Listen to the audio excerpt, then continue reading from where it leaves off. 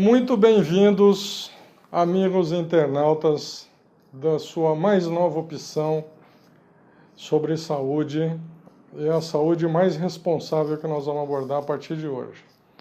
Estamos inaugurando aqui com muito orgulho, muita satisfação no Integra TV, com um convite recebendo um profissional de excelência, um médico exemplar, cujo currículo inquestionável, ex-professor de Histologia e Embriologia da Faculdade de Medicina e Ciências Médicas da Santa Casa, ex-professor de atualização de síndrome metabólica, hipertensão arterial, insuficiência cardíaca e ex-professor de curso de pós-graduação em Medicina do Trabalho da Santa Casa de Misericórdia de São Paulo.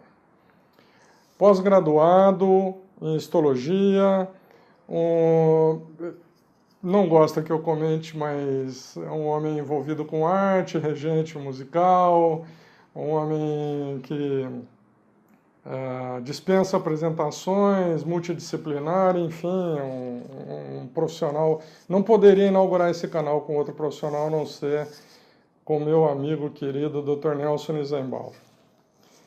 Meu amigo Nelson, muito prazer, muito bem-vindo à inauguração do nosso canal Integra TV. Muito orgulho, muito honrado estar aqui com vocês. Um canal que se dispõe, Dr. Nelson, a discutir a saúde com coragem, mas com muita responsabilidade. Esse canal pretende, entre outras coisas, entender a divergência entre as diversas ramificações da ciência médica. Por exemplo, uma divergência que é natural que exista, obviamente, mas uma divergência fundamental entre, por exemplo, a homeopatia e a ciência médica tradicional, que nós conhecemos ocidental. Algumas diferenças também entre a medicina ortomolecular, por exemplo. E agora a mais nova área de ciência que a gente quer entender e transitar sobre ela, que é a nutriendocrinologia. Me parece uma ciência bastante interessante, que discute exatamente uma das suas especialidades, que é as doenças do metabolismo. Né?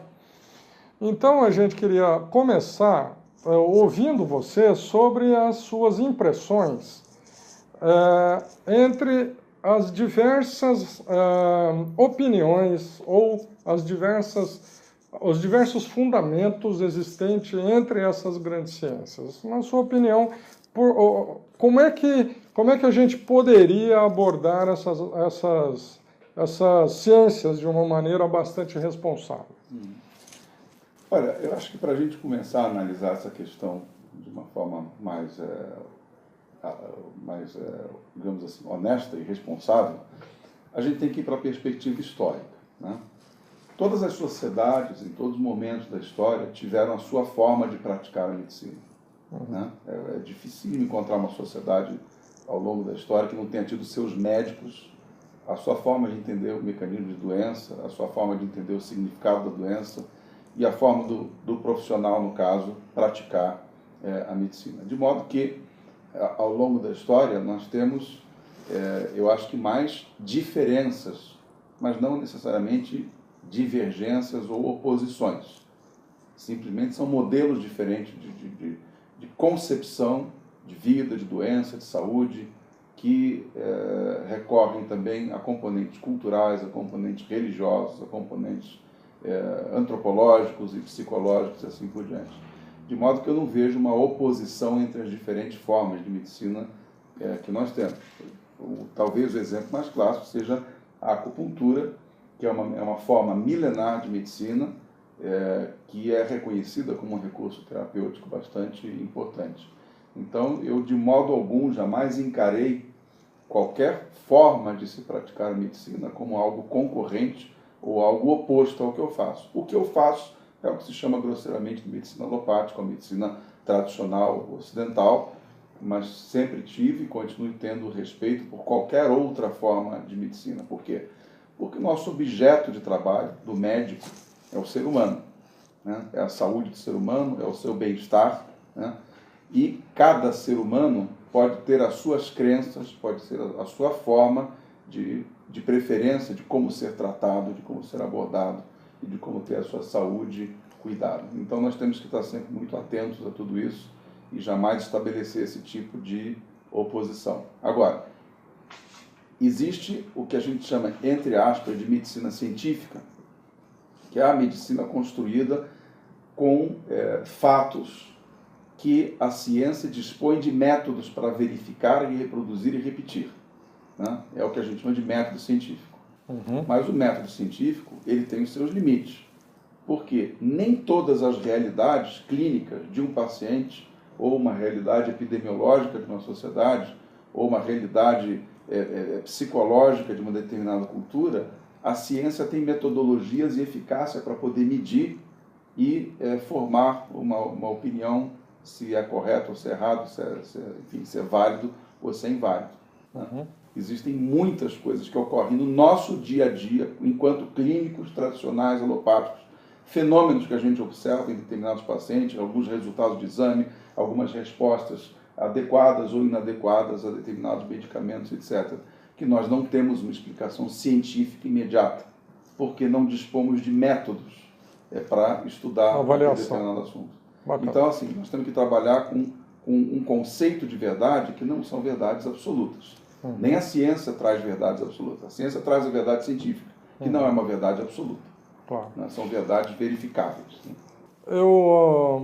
Você também me conhece há algum tempo, eu sou engenheiro químico, tenho uma certa compreensão sobre a ciência de uma maneira geral e vivo a ciência no meu dia a dia, não há como me contrapor a isso. O que a gente propõe aqui, Dr. Nelson, é uma discussão corajosa, porém bastante responsável, e a gente não quer confrontar áreas.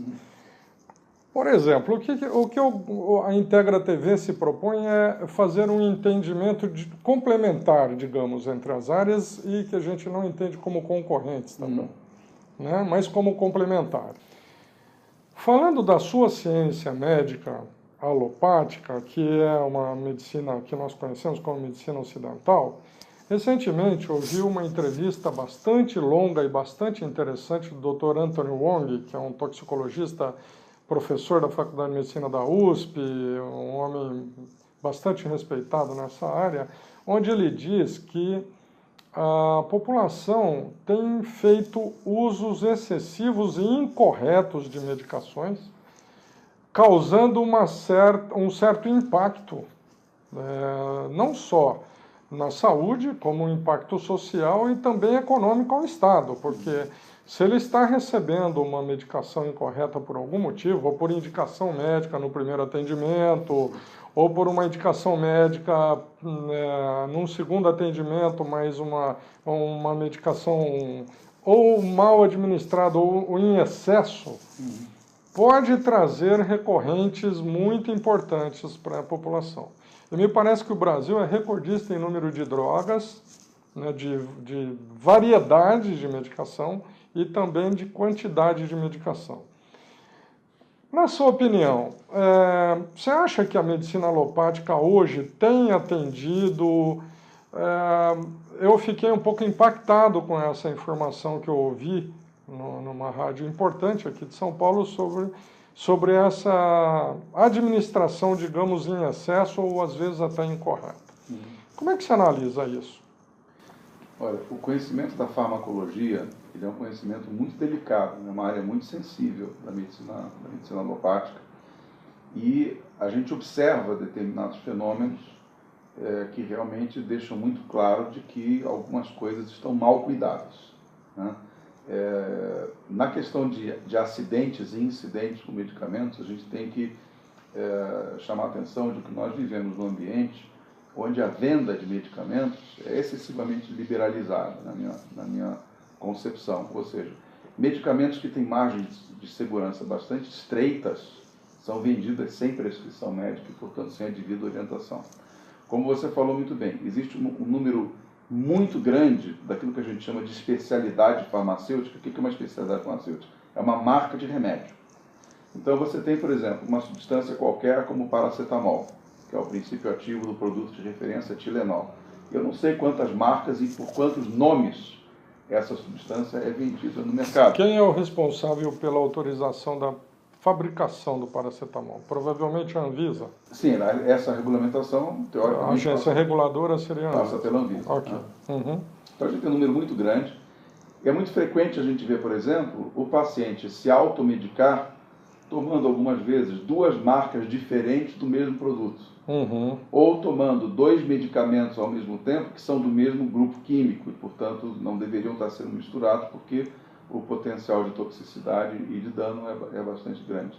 Então existe essa questão do excesso de variedade, uma certa falta de esclarecimento da população, a prática da automedicação, o balconista de farmácia, que muitas vezes não é farmacêutico e acaba induzindo o consumo inadequado de um determinado produto ou outro. Esse do lado do consumidor ou do vendedor. Do lado do médico, eu entendo sim que há uma certa deficiência de formação na área de farmacologia terapêutica dentro da formação médica geral hoje. Por que eu digo isso? Porque no dia a dia nós atendemos no consultório. Eu fui plantonista durante quase 30 anos em pronto-socorro, mas muitas vezes vemos prescrições que são prescrições bastante questionáveis, para dizer o mínimo, né, que mostra que o colega muitas vezes não está muito bem orientado, muito bem informado. Pela frequência que isso ocorre, que não é uma coisa assim muito escandalosa, mas é o suficiente para chamar a nossa atenção, a gente vê que existem lacunas sérias, né, nessa disciplina. Sim. Uma das coisas que eu imagino que aconteça muito é que uma prescrição, ela também, quando ela é buscada no ponto de venda, ou seja, na farmácia, o paciente, ele vai buscar preço também. Também.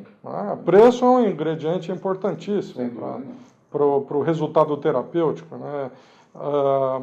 Não sei se para o resultado terapêutico, mas enfim, muitas vezes o fator decisório se o paciente vai tomar ou não vai tomar aquele produto. Sim, não, mas também pelo seguinte, suponhamos que, por exemplo, na levotiroxina, que é uma reposição diária que um paciente tem que ter, sim, que é um hormônio para a tiroide. Uhum. Você tem 10, 15 fabricantes da levotiroxina. Se há uma variação grande entre a concentração do hormônio, ou se tem alguma complexidade, isso ele mudando de marca pode ter um efeito nele ou não.